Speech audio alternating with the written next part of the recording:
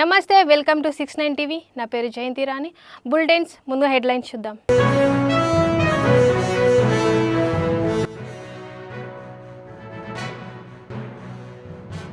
తూప్రాన్ గజ్వేల్ రహదారిపై రోడ్డు ప్రమాదంలో 8 మందికి గాయాలు.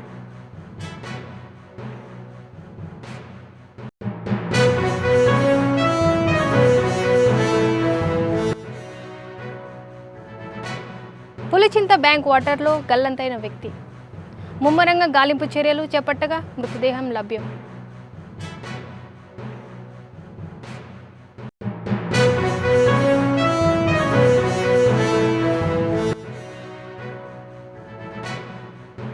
ఉత్తమ్ హెలికాప్టర్ అత్యవసర ల్యాండింగ్. మంత్రి ఉత్తమ్ కుమార్ రెడ్డికి తప్పిన ప్రమాదం.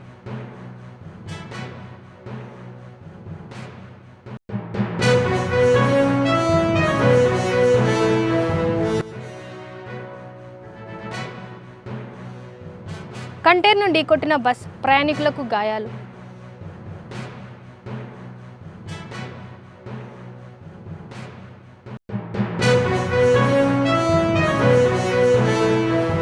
ఇక డీటెయిల్స్లోకి వెళ్తే, నల్గొండ జిల్లాలో గత 17 నెలలుగా పాలన చేతకాక కాంగ్రెస్ ప్రభుత్వం ప్రజల దృష్టిని మళ్లించి నాటకాలాడుతోంది.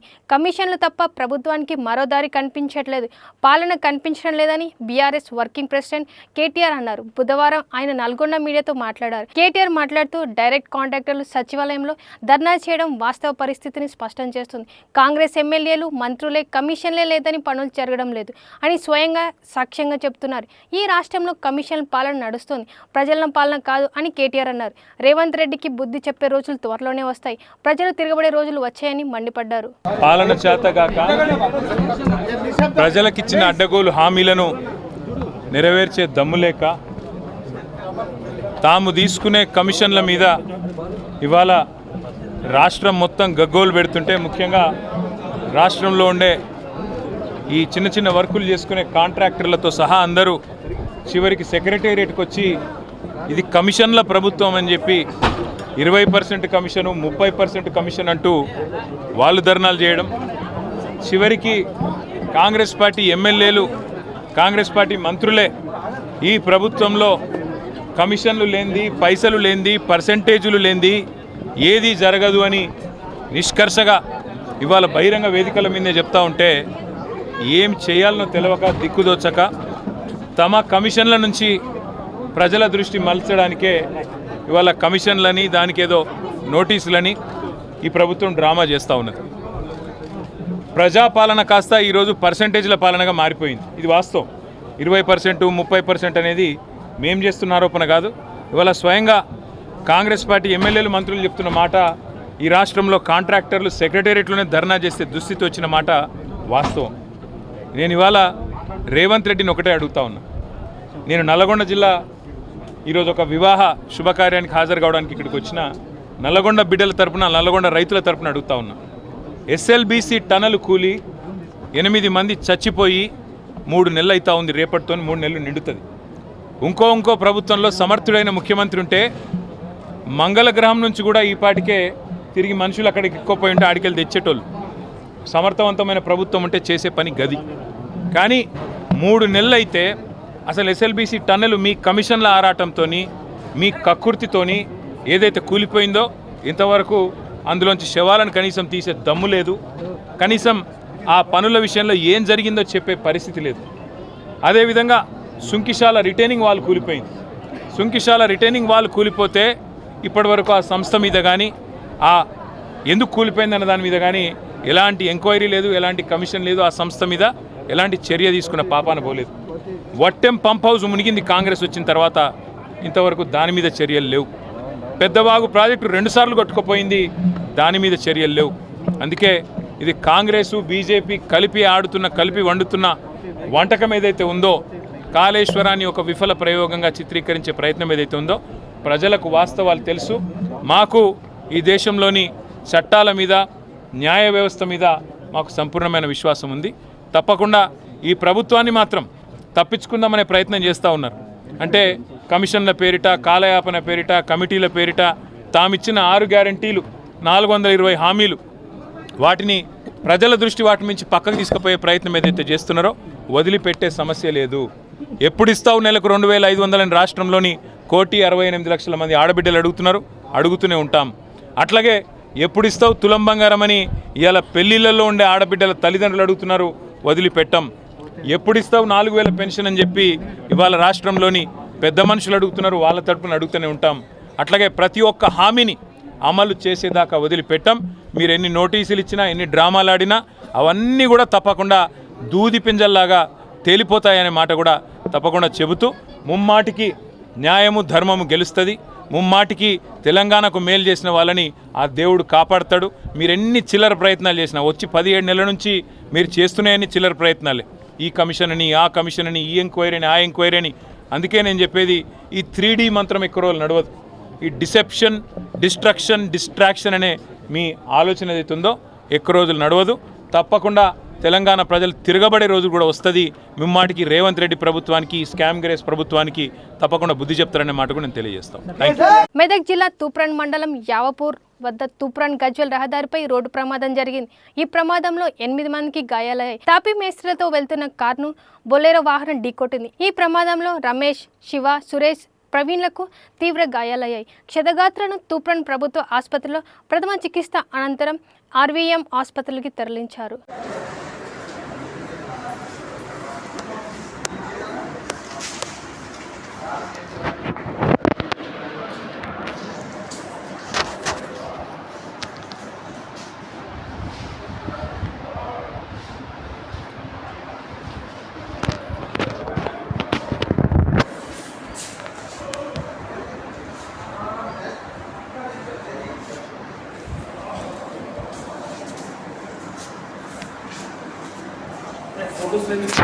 उसका कौन है, उसको बुझा देना पहले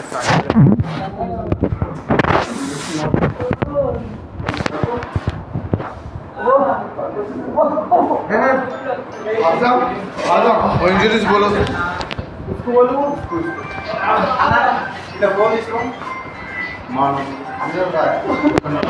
इंजरीज बोलो.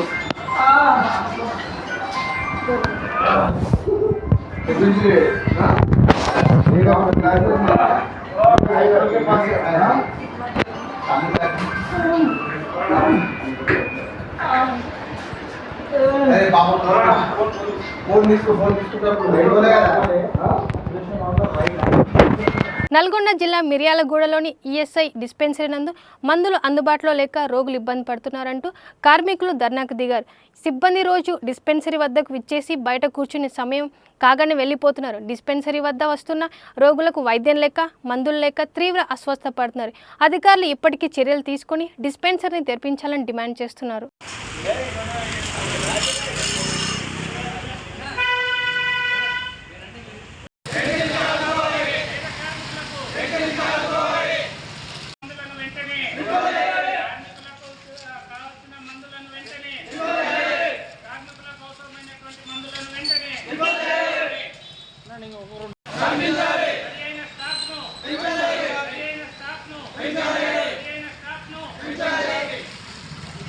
నల్గొండ జిల్లాలో బుధవారం భారీ వర్షం కురిసింది.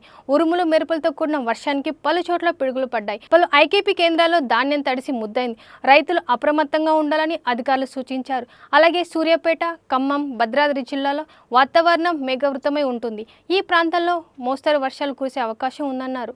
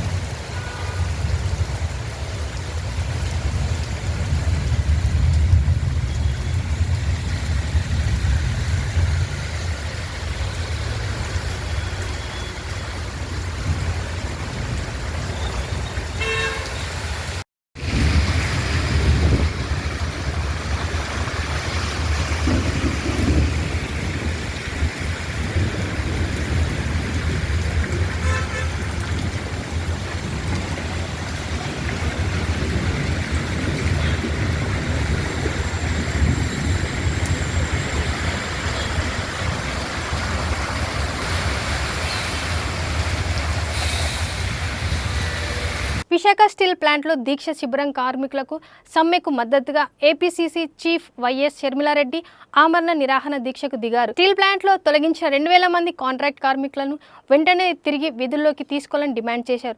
షర్మిలారెడ్డి ఆమరణ దీక్షకు పెద్ద ఎత్తున మద్దతు పలికిన స్టీల్ ప్లాంట్ కార్మికులు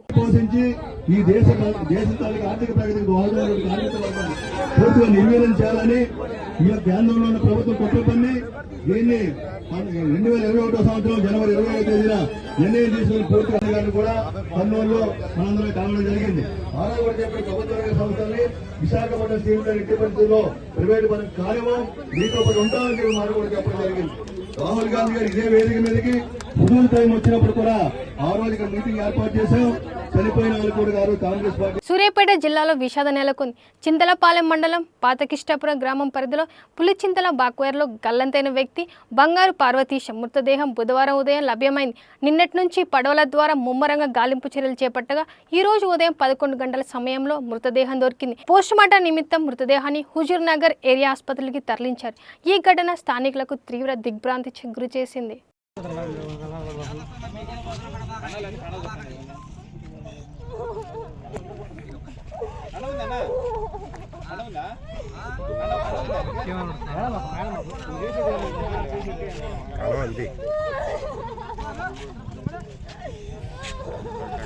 అంటే బోర్ల పడే ఉన్నాడు.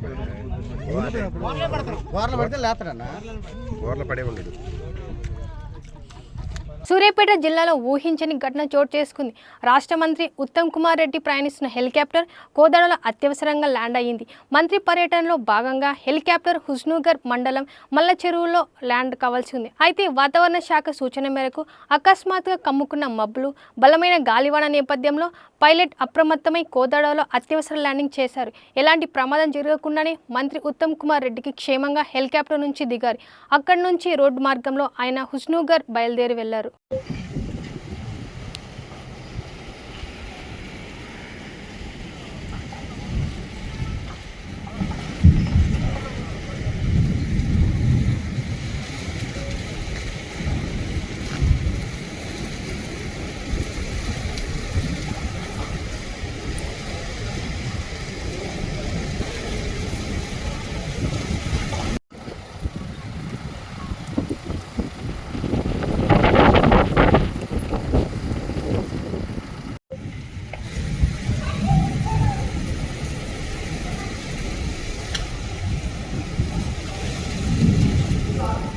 యాదాద్రి భువనగిరి జిల్లా పరిధిలో హైదరాబాద్ విజయవాడ జాతీయ రహదారిపై రోడ్డు ప్రమాదం జరిగింది. చౌటుప్పల్ మండలం బోరెల గ్రామం సమీపంలో ముందు వెళ్తున్న భారీ కంటైనర్ని వెనుక నుంచి వచ్చిన ప్రైవేట్ ఓల్వో బస్ ఢీకొట్టింది. ఈ ప్రమాదంలో ఓల్వో బస్ డ్రైవర్ సహా పలువురు ప్రయాణికులకు గాయాలయ్యాయి. దీంతో విజయవాడ వైపు భారీగా ట్రాఫిక్ జామ్ ఏర్పడింది. పోలీసులు ప్రమాదానికి కారణమైన కంటైనర్ను సహా ప్రమాదానికి గురైన ఓల్వో బస్ను రోడ్డు పక్కకు తరలించే ప్రయత్నం చేస్తున్నారు.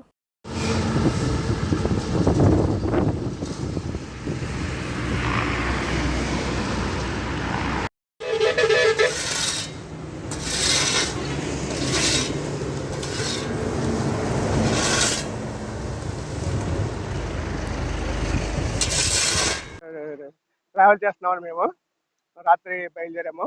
మేము చౌటుపల్లి దాటిన తర్వాత ఈ ప్లేస్కి వచ్చేటికి ఎదరా 3 బస్సులు సడన్గా ఒకటి డాష్ ఇస్తున్నాం. లారీ వాడు అడ్డు వచ్చి అది ఆగేటప్పటికి సడన్ బ్రేక్ కొడితే మా డ్రైవర్ అన్ఎక్స్పెక్టెడ్గా డాష్ ఇచ్చాడు. కానీ మాకు అందరికీ స్పష్టంగా ఎవరికేం అవ్వలేదు. జనం అందరూ కూడా వేరు వేరు బస్సుల్లో వెళ్ళిపోయారు. ఉంటారు ఒక 40 మెంబర్స్ వరకు ఉంటారు. కలిపి ఎవరికేం అవ్వాలి. విజయవాడ హరిత బేరం పార్క్ యోగాంధ్ర జన జాగృతి కార్యక్రమం బుధవారం ఘనంగా ప్రారంభమైంది. మే 21 నుండి జూన్ 21 వరకు నెల రోజుల పాటు యోగాంధ్ర ప్రత్యేక ప్రచార కార్యక్రమాలు జరగనున్నాయి. రాష్ట్రంలో కనీసం 2 కోట్ల మంది యోగాలో ప్రవేశించేలా అవగాహన శిక్షణ ఇస్తున్నారు. నిపుణులు రూపొందించిన యోగా కమాండ్ పెట్రోకల్ ప్రారంభం శిక్షణ అభ్యాసం చేయనున్నారు. యోగాలో శిక్షణ పొందిన కనీసం 20 లక్షల మందికి సర్టిఫికేట్ల జారీకి ఏర్పాట్లు పూర్తయ్యాయి. జూన్ 21న విశాఖ ఆర్కే బీచ్లో జరిగే అంతర్జాతీయ యోగా దినోత్సవ వేడుకల్లో ప్రధాని, ముఖ్యమంత్రి పాల్గొనున్నారు. రాష్ట్ర వ్యాప్తంగా దాదాపు 100 మంది పర్యటన ప్రాంతాల్లో ప్రత్యేక ప్రచార కార్యక్రమాలు జరుగుతాయి. బ్రీతింగ్, శ్వాస తీసుకుంటూ 2 కాళ్ళు కూడా మడమలు పైకి ఎత్తుతాం. మీ యొక్క హీల్స్ రేస్ చేయండి. ఈ పొజిషన్లో ఉండే ప్రయత్నం చేస్తూ ఉంటామండి. 5 ఎంత ఎక్కువసేపు ఉంటే మనకి అంత బెనిఫిట్ ఉంటుంది. సాధారణ శ్వాస తీసుకుంటూ ఉంటాము ఈ పొజిషన్లో. 4 తర్వాత చేతులు లోపల తిప్పుకుంటాము, చేతి వేళ్ళు జాయింట్స్ తీసేస్తాము, అక్కడి నుంచి భుజం దగ్గరికి తీసుకొస్తాము, అర చేతులు కిందకి తిప్పి చేతులు మళ్ళీ సమస్థితికి తీసుకొస్తాము. 5 టైమ్స్. మనకి యోగా ప్రోటోకాల్లో లేకపోయినప్పటికీ కూడా సూర్య నమస్కారాలు చేసే ప్రయత్నం చేద్దాము. ప్రపంచంలోనే ఇది తీసుకుంటూ ఇక్కడ ఉంటాం అన్నమాట. 5 4 సాధారణ శ్వాస తీసుకుంటూ వదిలేస్తుంటాం. 3 2 and 1. నిదానంగా చేతులు దింపేస్తామని అలా చేతులు దింపేసి తర్వాత కాలు కింద దింపేస్తాం. మనకి ఎట్లా ఉంటుందంటే బాడీ అబ్డామినల్ రీజన్లో ఉన్న మన పార్ట్స్, థొరాసిక్ రీజన్లో ఉన్న మన పార్ట్స్ కూడా మనకి బాగా యాక్టివేషన్లోకి వస్తాయి. ఆర్గాన్స్ మొత్తం కూడా బాగా స్ట్రాంగ్ అవుతాయి. 4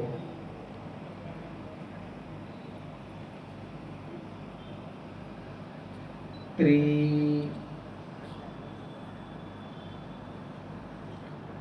2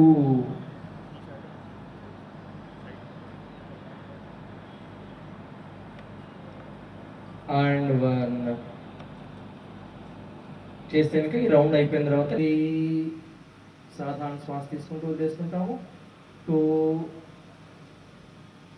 and 1 స్లోగా దింపేసేయండి. దీంతో మనం పొట్ట మీద పడుకొని చేసే ఆసనాలు ప్రోటోకాల్ ప్రకారం అయిపోయినాయి. మళ్ళీ ఇప్పుడు వీపు మీద పడుకోండి. దీన్ని అమృతాసనం, శవాసనం, శివాసనం అని చెప్పని మనకి యోగాలో పేర్లు అన్నమాట. చక్కగా రెండు కాళ్ళ మధ్యలో 1 అడుగు డిస్టెన్స్ పెట్టుకుంటాము. 2 చేతుల మధ్యలో కూడా 6 అంగుళాల నుంచి 8 అంగుళాలు 9 అంగుళాలు పెట్టుకుంటాం. ఇప్పుడు దీంట్లో మొట్టమొదటి ఆసనం సేతుబంధాసనం. 2 కాళ్ళు కూడా దగ్గర తెచ్చుకుంటాము. శ్వాస వదిలేస్తూ ఇక్కడ సాధారణ శ్వాస తీసుకుంటూ వదిలేస్తుంటాం. 5 4 3 2 and 1. స్లోగా ఇన్హేల్ చేస్తూ మళ్ళీ కిందకి తీసుకొచ్చేస్తాం మన శరీరాన్ని.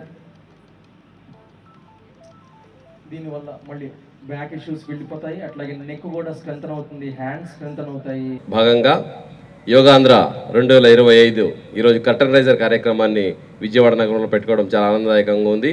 దీనికి ఎంతో ఉత్సాహంగా సార్ అందరూ అధికారులందరూ విత్ షార్ట్ నోటీసు చాలా ప్రాపర్గా చేయడం జరిగింది సార్. దానికి తమరు వచ్చినందుకు చాలా ఆనందంగా ఉంది.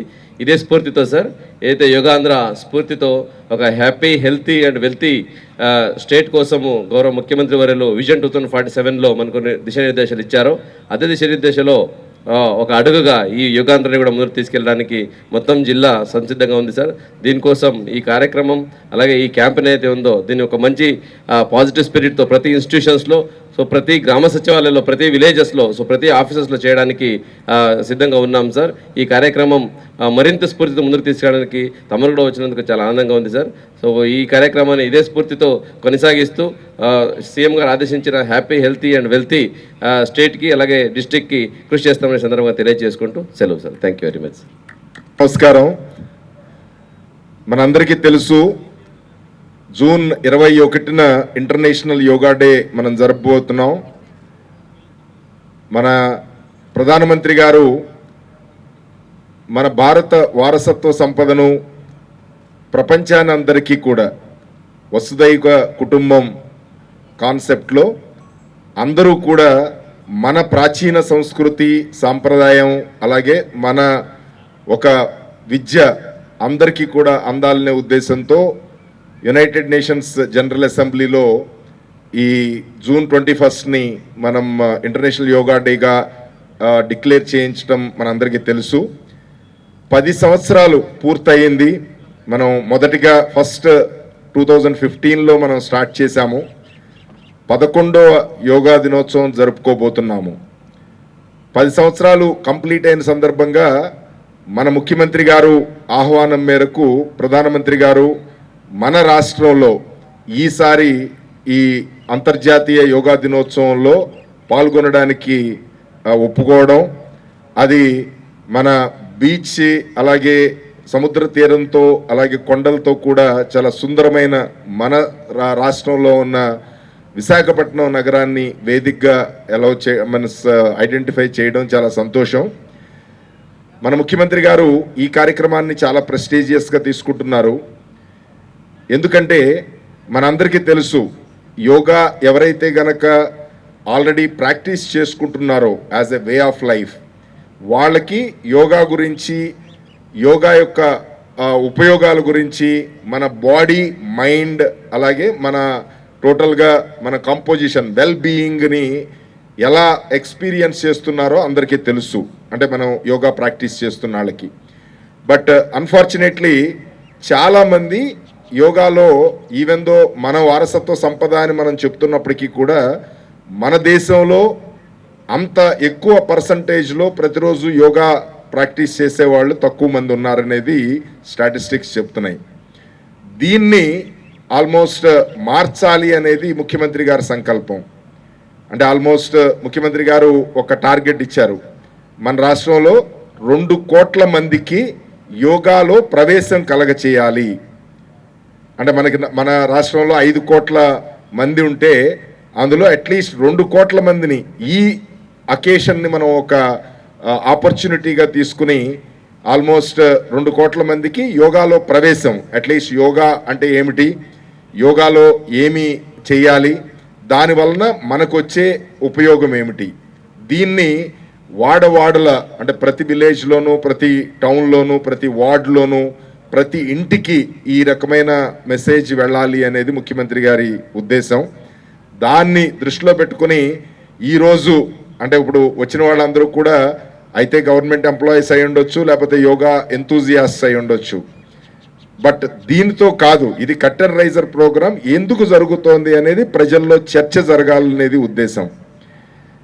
దీని నుంచి నెక్స్ట్ ఫేజ్లో ప్రతి మండలం నుంచి, ప్రతి వార్డ్స్ నుంచి కూడా మనం యోగా ప్రాక్టీస్ చేస్తున్న వాళ్ళు కానివ్వండి, ఎంతూజియాస్ట్ కానివ్వండి, వాళ్ళని ఈ కామన్ యోగా ప్రోటోకాల్, అంటే యోగాలో మనందరికీ తెలుసు ఇక్కడ ఇన్స్టిట్యూషన్స్ ఉన్నప్పుడు ఒక్కొక్కళ్ళు ఒక్కొక్క రకమైన ఆసనాలు, ఒక్కొక్క రకమైన సిస్టమ్ ఫాలో అవుతారు. యోగా అంటే ఓన్లీ ఫిజికల్ ఎక్సర్సైజే కాదు, ఇట్స్ అంటే మెడిటేషన్ కానివ్వండి, ప్రాణాయామం కానివ్వండి, అంటే మైండ్ కూడా ఫ్రెష్ అవ్వాలి. కాబట్టి టెన్షన్ యుగంలో టెన్షన్ లేకుండా ప్రశాంతంగా ఉండాలి అంటే గనక. బులెటిన్స్ ముగించే ముందు హెడ్లైన్స్ మరోసారి.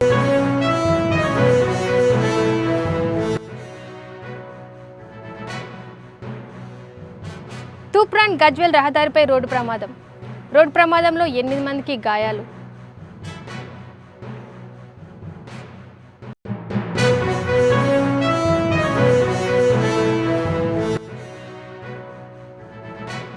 పులిచింత బ్యాంక్ వాటర్లో గల్లంతైన వ్యక్తి, ముమ్మరంగా గాలింపు చర్యలు చేపట్టగా మృతదేహం లభ్యం.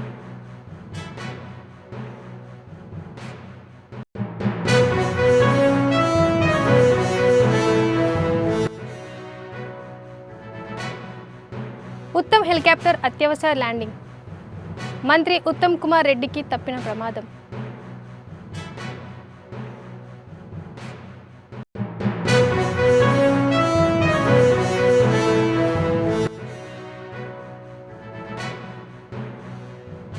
కంటైనర్ను ఢీకొట్టిన బస్, ప్రయాణికులకు గాయాలు.